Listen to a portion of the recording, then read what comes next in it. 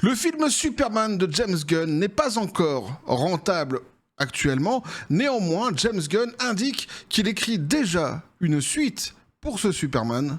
On voit ça ensemble.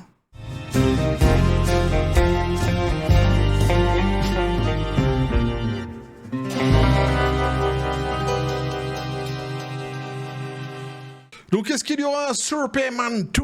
Un Superman 2 ? En tous les cas, James Gunn semble le dire. Petit café les copains. Alors, on va voir ce qu'il en est exactement. Je comptais de toute façon vous parler de ce Superman. J'avais pensé vous en parler pour ce fameux live du dimanche, ce dimanche-ci les copains, le live du dimanche sur cette même chaîne à 16h30 chaque dimanche, sur cette chaîne où on se retrouve ensemble et en fait les événements ont un petit peu précipité les choses puisque James Gunn est venu l'ouvrir sur les réseaux sociaux, donc forcément je vous relaye l'annonce, une annonce donc qui pourrait nous indiquer, ou plutôt sans qu'elle pourrait, qui nous indique, mais est-ce que c'est vraiment vrai, est-ce que c'est officiel ou pas, on va voir ça ensemble, en tous les cas qu'il y aurait donc une suite qui sera en cours d'écriture pour ce fameux Superman, un Superman qui a atteint jusqu'à aujourd'hui un petit peu plus de 500 millions de dollars, avec un rebond au niveau de l'international, qu'on va constater ensemble dans les chiffres. Néanmoins, le marché asiatique n'est toujours pas acquis pour Warner, puisque le marché asiatique et la Chine n'ont toujours pas répondu présent concernant ce fameux film. Donc les chiffres ont rebondi à l'international, mais pas sur le marché globalement asiatique. Donc on va voir tout cela ensemble, on va décrypter tout cela ensemble et plus que ça, je pense qu'on va surtout décrypter, on va essayer de développer un petit peu ce que James Gunn nous dit, de mettre tout ça en perspective, parce que on peut avoir un gros enthousiasme justement après ce qu'il vient de dire. D'ailleurs, c'est un petit peu le ton de cet article aussi. L'article a l'air d'être assez enthousiaste concernant cette annonce-ci, mais il y a peut-être une stratégie derrière aussi de la part de James Gunn. Donc, on va voir tout cela ensemble. On nous dit James Gunn confirme qu'il écrit donc la suite de Superman alors que le film dépasse les 500 millions de dollars dans le monde. Dans un échange sur Thread, le co-PDG et cinéaste de DC Studios, James Gunn a confirmé qu'il écrivait activement une suite à son redémarrage de Superman 2025. Alors cette révélation est revenue en réponse aux questions des fans sur ses projets post-sortie, Gunn plaisantant en disant que son temps libre était consacré à l'impression de Peacemaker et à l'écriture d'une suite. Alors là, du coup, il y a quelqu'un qui vient lui demander, lorsque un utilisateur lui demande quand est-ce qu'il va teaser la suite de justement Superman, lui a répondu avec insolence: je viens de le faire. Donc tu vois, il y a peu de doute quand même sur ce qu'il dit ici, puisque certains après vont dire oui, mais est-ce qu'il vraiment il parlait d'une suite pour Superman ou quoi? Si, il y a peu de doute quand même. Le type lui parle de Superman, il lui demande quand est-ce qu'il va teaser une suite à Superman. Le type il répond, James Gunn répond, je viens de le faire. Donc ce faisant, il parle des messages précédents qu'il a écrits, et dans le message précédent justement qu'il a écrit, il indique qu'il est à l'écriture d'une suite. Voilà. Cette publication informelle sur les réseaux sociaux a suscité des conversations parmi les fans de DC, marquant une annonce subtile mais significative pour l'univers de DC en plein essor. Le fil de discussion a débuté lorsqu'un utilisateur a demandé si Gunn avait eu le temps de se détendre après la sortie en salle de Superman le 11 juillet 2025 et la tournée de presse qui a suivi. La réponse de Gunn a non seulement mis en avant son travail en cours sur la saison 2 de Peacemaker, mais a également glissé un teaser de la suite que les fans ont rapidement interprété comme faisant référence à une suite de Superman plutôt qu'à autre chose. Bah oui, on voit pas de quoi il pouvait parler effectivement à part Superman, puisque le sujet était Superman. Forcément, on fait cette conclusion. Bien que Gunn ait déjà fait allusion à une suite non traditionnelle, la décrivant comme un projet dans lequel Superman joue un rôle très important, mais pas une simple équipe Batman contre Superman ou World Finest, cela marque sa confirmation la plus directe du développement du scénario. Il convient de noter tout de même qu'il ne s'agit pas d'un feu vert officiel. Et oui, c'est pas la Warner ici qui est en train de s'exprimer sur le sujet. Donc, et Gunn n'a pas explicitement annoncé qu'il réaliserait le film non plus, bien que son implication directe dans le DCU le rende hautement probable. Effectivement. Lors des récentes interviews, Gunn a exprimé son enthousiasme pour l'expansion de la franchise, évoquant des discussions sur d'éventuels crossovers et affirmant qu'une annonce de suite pourrait intervenir prochainement.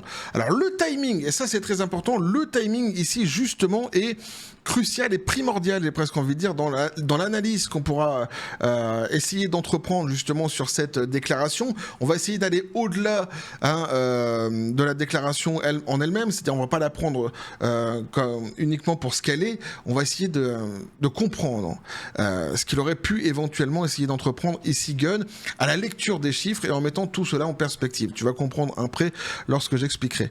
Donc le timing de Gunn pour annoncer le film intervient alors que Superman continue de s'envoler au box-office mondial. Au 31 juillet 2025, le film avait engrangé 297,7 millions de dollars aux États-Unis et au Canada, auquel s'ajoutaient 214,1 millions de dollars sur le marché international pour un total de 510,8 millions de dollars.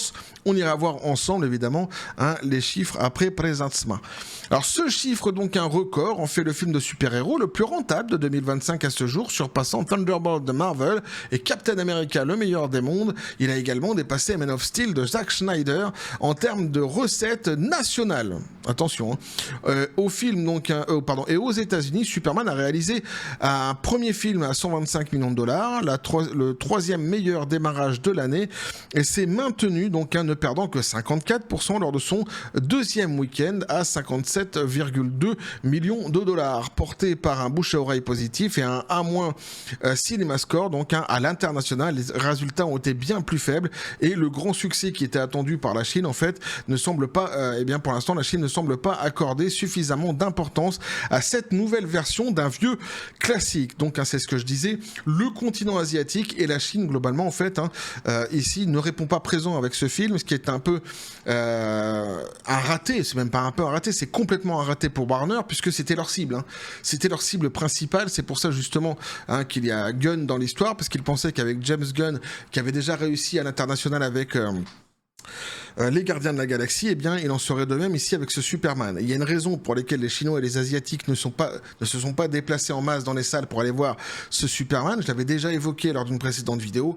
Je reviendrai dessus ici, évidemment, succinctement, à la fin de cette vidéo, lorsque je donnerai mon explication globale sur tout cela. Donc, ce succès positionne Superman comme une pierre angulaire de la série Chapter 1 Gods and Monsters de DC Studios, signalant un redressement potentiel pour la marque après une série de sous-performances dans les précédents DC Extended Universe. Eh oui. Alors ici, il nous parle d'un accueil mitigé, machin, on va pas se retaper tout cela. Pourquoi ? Parce qu'on sait tout simplement la genèse en fait de cette production qu'on a déjà lu par le passé, c'est-à-dire comment il était reçu. D'abord, avant qu'il ne sorte, comment le public le percevait, puis après, une fois qu'il est sorti, comment il a été reçu, etc. On a vu tout cela ensemble dans de précédentes vidéos. Ça sert à rien de se péter les Pokéballs sur quelque chose qu'on connaît déjà. Et pour ceux qui n'ont pas suivi l'histoire, allez voir les vidéos précédentes, tout simplement, elles existent toujours. Donc néanmoins, j'ai relevé cela. On nous dit si certains fans partagent cet avis, estimant que le scénario est surchargé d'idées, ce qui donne lieu à une narration surchargée qui sacrifie la cohérence au spectacle. Sur YouTube, donc The Critical Drinker l'a décrit comme un magnifique gâchis à la James Gunn, appréciant l'absurdité mais déplorant son sérieux inégal. Donc voilà, il fait vraiment débat. De toute façon, ce Superman auprès des fans, il est assez, il divise globalement. Alors ce qui nous intéresse ici, c'est ça, le regard vers l'avenir. La confirmation donc par Gunn de l'écriture d'une suite témoigne de la confiance de DC dans l'avenir de la franchise. Bien qu'il ne s'agisse pas d'un Superman 2 direct, Gunn a évoqué une suite indirecte intégrant potentiellement donc des éléments du DCU comme des spin-offs ou des collaborations. Alors ici, en fait, l'article prend pour argent comptant ce que Gunn a dit. Donc eux, ils parlent d'un témoignage de confiance de DC pour l'avenir de la franchise suite à la déclaration de Gunn. Je pense qu'ils vont un petit peu vite quand même dans ce qu'ils disent. Pourquoi ? Parce qu'il n'y a pas eu de confirmation de la part de Warner jusqu'ici, donc on va peut-être attendre que Warner dise oui, il y aura une suite. D'ailleurs, sans doute y aura-t-il une suite, comme ils le disent, une espèce de suite indirecte. Mais c'est un petit peu tôt, puisque d'abord le film en fait n'a toujours pas atteint son seuil de rentabilité. Donc ici, l'article part du principe que puisque Gunn l'a dit, eh bien c'est comme ça. c'est pas si évident que ça. Hein. La phrase, la déclaration de Gunn, justement, eh bien, peut... comment je pourrais dire, par rapport à son timing, c'est super intéressant parce qu'elle n'intervient pas à un timing, comment je pourrais dire, hasardeux, et il y a une explication marketing en fait à procéder de la sorte de la part de James Gunn. Je vais vous expliquer cela. Il y a même un mot qui décrit exactement ce qu'il est en train de faire, et c'est une hypothèse, mais ça pourrait être ce qu'il essaie d'entreprendre ici, James Gunn. De toute façon, il va y avoir deux hypothèses qui vont se confronter, celle que moi je vais vous donner sur le plan marketing et celle ici donc de l'article qui eux prennent pour acquis le fait que, puisque c'est James Gunn qui le dit, donc il y a une suite et donc c'est hyper positif. Donc ces deux forcément hypothèses vont se confronter et elles peuvent par contre aussi aller ensemble.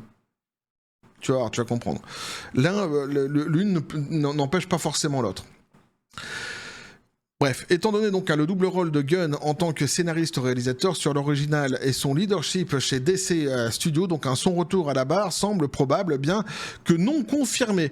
Les membres du casting, dont Crownswaite, et Brosnahan ont exprimé donc leur ouverture aux suites Gunn, un Gunn faisant allusion à des speed-offs télévisés pour élargir l'univers, alors que Superman poursuit son exploitation en salle avec un budget national autour de 340 à 360 millions de dollars, donc pour un potentiel dépassement de 700 millions de dollars à l'international. La révélation de la suite positionne DC sur une lancée durable. Reste à savoir si Gunn parviendra à répondre aux critiques en peaufinant donc son ton ou en redoublant d'ingéniosité. Mais une chose est sûre, l'homme d'acier est de retour et son histoire est loin d'être terminée. Alors, ils sont vachement enthousiastes les copains quand même ici, qu'ils soient de retour sans doute. De toute façon, on se doute bien que Warner va exploiter la licence, ça y a pas de problème. Maintenant, on les sent quand même, tu vois, avec le vent en poupe, avec l'annonce de Gunn. Il faut un petit peu relativiser le tout et c'est ce qu'on va faire ici ensemble. D'abord les chiffres en fait. Les chiffres, c'est 299 millions sur le plan national, 223 millions sur le plan international et 522 millions en tout. C'est pas mal, c'est bien, mais il n'a pas encore atteint son seuil de rentabilité. Donc il va falloir attendre de voir justement lorsqu'il atteindra son seuil de rentabilité qui doit être aux alentours sans doute des 700 millions de dollars. Le chiffre de production de ce film est assez nébuleux. James Gunn parle de 200 millions. Warner a parlé d'un chiffre qui était au-dessus. Les experts, eux, disent encore un chiffre qui est encore au-dessus de ce que Warner dit.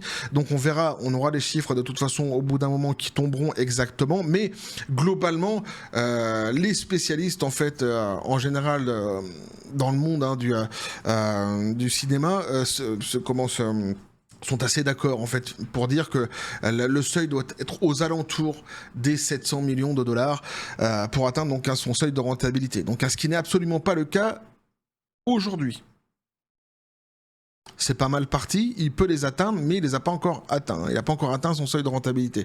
Ça, il faut le comprendre. Et c'est très important. Pourquoi ? Parce que on arrive maintenant sur la stratégie en fait, qui est en train de mettre en place sans doute James Gunn, qui est une stratégie marketing, tout simplement, qui porte un nom et qui s'appelle le spin. Donc ici, je vais vous en parler, parce que je me suis tapé une petite définition pour bien vous expliquer un petit peu ce qu'était un spin. Et donc, tout simplement, on nous dit, voilà, spin c'est marketing communication. C'est une technique de relation publique consistant à présenter une information ou un événement de manière biaisée, généralement positive, pour influencer favorablement l'opinion publique. Elle implique de sélectionner des faits, d'utiliser un langage optimiste et de reformuler la réalité afin de minimiser les aspects négatifs, souvent dans un contexte de gestion d'image ou de crise. Voilà. Exemple, qualifier un film de plus rentable malgré un seuil de rentabilité non atteint. Voilà, c'est exactement ce qui se passe ici. C'est-à-dire que t'as Warner qui vient, t'as Gunn qui vient aussi et qui dit voilà, notre film est beaucoup plus rentable que l'était tel ou tel film. D'accord, ok, mais il n'a pas atteint son seuil de rentabilité. Tu comprends ? On est exactement dans ces formules-ci. Bien que courante dans l'industrie, donc cette pratique peut être critiquée pour son manque de transparence. Voilà, ça c'est la petite définition que je voulais vous faire sur un phénomène qui est bien connu dans le marketing ou dans la communication, qui s'appelle le spin, tout simplement. Et donc, vous l'aurez compris, c'est donc prendre des faits qui sont pas forcément valorisants à la base, mais en faire justement leur donner de la valeur de manière à ce que au final on arrive sur un message ultra positif. Et pourquoi entreprendre ce genre de choses-ci? Eh bien tout simplement pour espérer un rebond dans les salles, un regain d'intérêt pour leur production, et surtout en fait il y a des gens qui n'ont pas été encore voir ce film-ci, qui vont justement entendre parler Gunn de cette manière-ci, et qui vont se dire mais attends, si le mec il est en train d'écrire déjà une suite alors que le film est dans les salles, putain je suis en train de passer à côté de quelque chose, faut vite que j'aille dans les salles de cinéma. Voilà, c'est exactement ça, ça s'appelle le spin, et je vous l'aurai donc expliqué ici dans cette vidéo. Donc c'est une hypothèse que moi j'aimais. Pourquoi? Parce que le timing en fait est parfait, hein, il n'a pas encore atteint son seuil de rentabilité, il est en voie de pouvoir éventuellement donc l'atteindre, c'est-à-dire qu'on n'est pas non plus sur une catastrophe internationale avec ce film Superman. Néanmoins il n'a pas encore atteint, hein, donc tant qu'il n'a pas atteint son seuil de rentabilité, il n'y a pas de tranquillité ni de la part de James Gunn ni de la part de Warner, ce qui explique d'ailleurs que le seul qui ait dit qu'il y aurait une suite pour l'instant à ce Superman, c'est Gunn et c'est pas la Warner. Voilà, hein, parce que pour l'instant forcément ils sont un petit peu dans l'attente.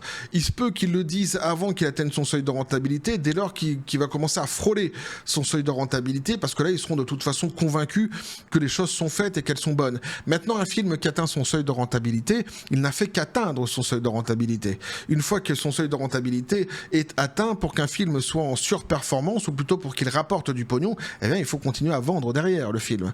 Si tu atteins uniquement ton seuil de rentabilité, ouais t'es content, t'es rentré dans tes frais, mais t'as pas de bénéfice, hein, donc il faut qu'il dépasse ce seuil de rentabilité pour commencer à engendrer justement du bénéfice. Donc tu vois, l'histoire n'est pas du tout jouée pour ce Superman, elle n'est pas non plus pour l'instant catastrophique, mais elle n'est pas jouée, et donc le timing de l'annonce de James Gunn me fait moi, et oui c'est un petit peu mon métier aussi le marketing, donc elle me fait penser forcément qu'il y a peut-être aussi une volonté derrière, eh bien de spin, une volonté marketing pour essayer de redonner un regain d'intérêt à son film Superman, pour que les gens se déplacent davantage dans les salles. Voilà, ça c'est donc l'hypothèse que moi j'aimais, qui d'ailleurs n'est pas qui se confronte avec l'hypothèse qui est émise dans l'article ici, qui eux sont très enthousiastes et prennent vraiment pour acquis la phrase de James Gunn, mais en fait qui ne s'opposent pas réellement. Elles se confrontent mais elles s'opposent pas réellement, c'est-à-dire que l'une peut aller avec l'autre, hein, ils peuvent être enthousiastes mais en même temps voilà, il peut y avoir un effet marketing aussi derrière. Voilà, quoi qu'il en soit, donc ça c'est pour moi ma façon d'entreprendre, de voir les choses, de les expliquer en tous les cas, ou de tenter d'y trouver des explications à ces déclarations de James Gunn. À côté de ça, bon bah il y a les chiffres, il y a les faits, et effectivement donc on constate un rebond, un regain d'intérêt à l'international pour ce film, hein, on avait vu par le passé que les chiffres étaient vraiment catastrophiques à l'international, que c'était plutôt pas mal sur le plan national mais assez catastrophique à l'international, donc il y a eu un regain d'intérêt depuis lors donc pour ce film, ça c'est factuel, et par contre effectivement donc le marché asiatique toujours pas. Alors le marché asiatique et le marché chinois toujours pas. Pourquoi? Tout simplement les déclarations de James Gunn avant la sortie du film, qui avait expliqué donc mon film sera politique, et pour ceux qui ne sont pas contents, pour reprendre exactement ces termes, ils peuvent aller se faire mettre. Voilà, donc forcément, tu vois, les Asiatiques, quand ils ont une fois de plus vu cette espèce de promotion qui est faite à l'international avec ce genre de termes-ci, se sont dit, ok, c'est bon, d'accord, c'est une fois de plus en fait un Américain qui vient nous raconter, qui va venir nous raconter dans son film ce qu'on a le droit de dire, ce qu'on a le droit de penser, etc. Enfin, qui va nous balancer son idéologie, on n'en veut pas, et donc forcément, ils sont allés voir des productions qui sont tout à fait asiatiques et qui sont de très bonne qualité, qui ne sont pas empreintes de politique et qui divertissent justement ici les Asiatiques. C'est aussi simple que ça.